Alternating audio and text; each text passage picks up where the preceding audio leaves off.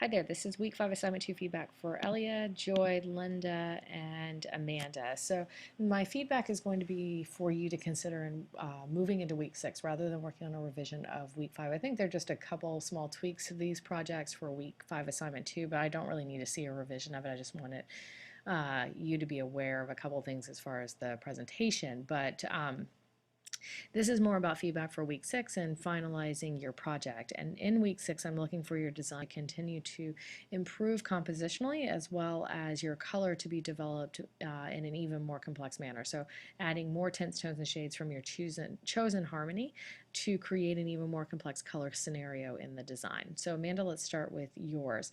For me, the the sun is dominating the composition in both of the harmonies. I'd like for you to continue to work on getting the sky or the sun to be a secondary role in the composition, because we want to really pay attention to the small details in the objects that are closest to the viewer. Those should be the focal point, and then that background should really just kind of establish a mood for the composition. We want to make sure that there's enough contrast between the background and the foreground objects so that we can see each individual shape. So for example, in the triad, we're losing the light value of the fur and the light value of the sky, and so they're kind of blending together, as well as some of the fur on the dog and the sky are very similar in value, so they're beginning to compress spatially. So excuse me, adding more tints, tones, and shades will help you develop more color contrast so that you can have a little bit more of a defined edge on all the shapes that are closest to the viewer. I'd also like for the sort of eye shape that's closest to the viewer to have a little bit more detail. I think in the original thumbnail you had some lines on here.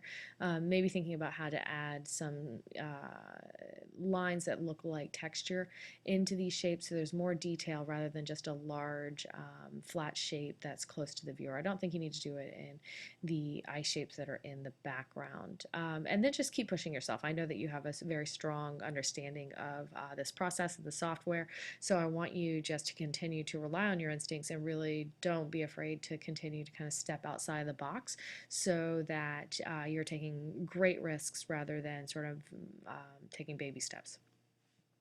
Linda, let's take a look. This is coming along nicely. I would recommend adding even more mountains to the design, so we have maybe some really large peaks in the background.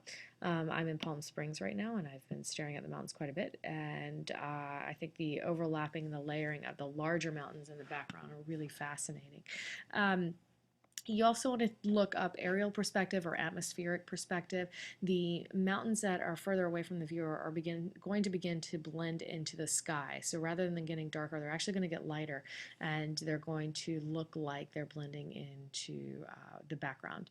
The arrow for the oar, I think that's too flat of a shape. I would actually just kind of make a small, like two-lined kind of arrow, and then maybe cutting one of the, or copying one of these wave shapes and kind of putting it over the oar so it looks like it's kind of digging into the water, maybe adding some more waves here. So don't have them necessarily away from the viewer, maybe put some of those waves close to the viewer.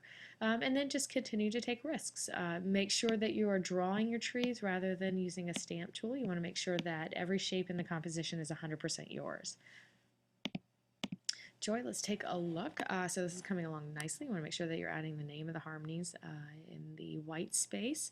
And as we were talking in week 5 assignment 1, you want to kind of pepper some of the qualities from the left side onto the right side. So if we look at the top composition, I would take one of these light values and I would use it maybe in the small outline over here on the right, and then maybe taking one of the bright oranges from over here and putting it on this side so that you are using the dominant palette from the right side as a minor accent on the left and the dominant palette on the left side as a minor accent on the right, just to create a stronger sense of unity in the composition and get away from this idea that we could kind of break off one side and use it as a composition by itself.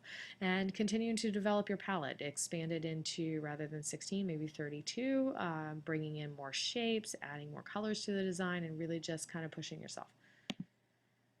Elliot, so the harmonies look good. I would recommend the circle that's closest to the viewer should be the same as all of the other sort of outline circles. And this one on the left here is blue, but it should be one of the warmer colors from your palette because we have just the outlines are all warm colors.